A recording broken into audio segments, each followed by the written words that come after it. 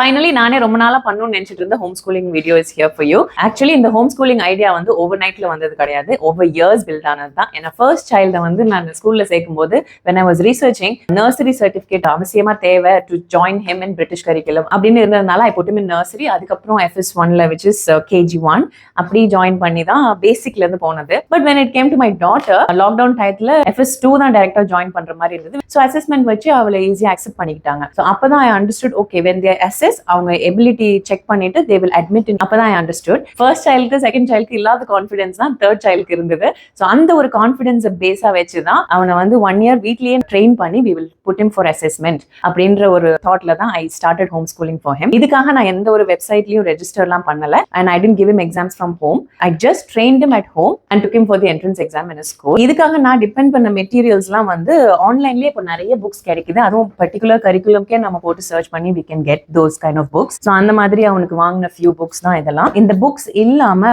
நிறைய வெப்சைட்ஸ்ல ஃப்ரீ பிரிண்டபிள்ஸும் கொடுக்குறாங்க. ஸோ அந்த மாதிரி பிரிண்டபிள்ஸ்லாம் நம்ம எடுத்து அசஸ்மெண்ட் மாதிரி அவங்களுக்கு கொடுக்கறதுக்கு it will be very helpful. அந்த லிங்க் எல்லாம் I'll mention in the caption. So இந்த மாதிரி பேசிக்ஸ்லாம் என்ன மாதிரி சொல்லி கொடுப்பாங்க ஸ்கூல்ல அப்படின்ற நாலேஜ் வந்து ஃபர்ஸ்ட் சைல்ட் செகண்ட் சைல்ட்ல இருந்தெல்லாம் கிராஸ் பண்ணதை வச்சு I started doing this. First thing அவங்க சொல்லி கொடுக்கறதே வந்து எப்படி அவங்களோட பேரை எழுதுறதுன்னு தான் சொல்லி கொடுப்பாங்க. So I started the classes from that. அந்த மாதிரி சின்ன சின்ன பேசிக் ஸ்டெப்ஸ் எல்லாம் மைண்ட்ல இருந்ததை வச்சு தான் I was tutoring him. இதை பத்தின வீடியோஸ் வந்து அவனுக்கு தனியா ஒரு அக்கௌண்ட் ஓபன் பண்ணி I started posting, so it will be helpful for other mothers who are trying to do the same. So Jenne Ashuன்ற அக்கௌண்ட்ல I have posted many videos that we used to do at home. Collaborationல பாத்தீங்கன்னா you can find his ID.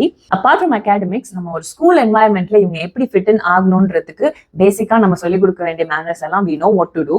அவங்க ஸ்கூல்ல எப்படி உட்காரணும், எப்படி டீச்சருக்கு greet பண்ணணும், ஒரு லெசன் ஆரம்பிக்கிறதுக்கு முன்னாடி அந்த இடத்த surroundings they have to clean, அந்த லெசன் முடிஞ்சதும் they have to repack their things. So இந்த மாதிரி கிளாஸ் ரூம் எட்டிகேட்ஸும் நம்ம சொல்லிக் கொடுக்கிறது ரொம்ப இம்பார்ட்டன்ட். இது மாதிரி சொல்லிக் கொடுக்கறதுனால when they go to school, home என்வாயன்மெண்ட்லயே படிச்சுட்டு ஸ்கூல்ல போயிட்டு அகாமடேட் பண்றதுக்கு ஈஸியரா இருக்கும். இந்த மாதிரி ஒரு ரூல்ஸ் அண்ட் ரெகுலேஷன்ஸ் வச்சு நம்ம சொல்லிக் கொடுக்கும்போது இந்த ஒரு blind courage and confidence on him வச்சுதான் I took him for assessment. By God's grace வந்து year 1க்கு கிளியர் பண்ணி he has joined year 1.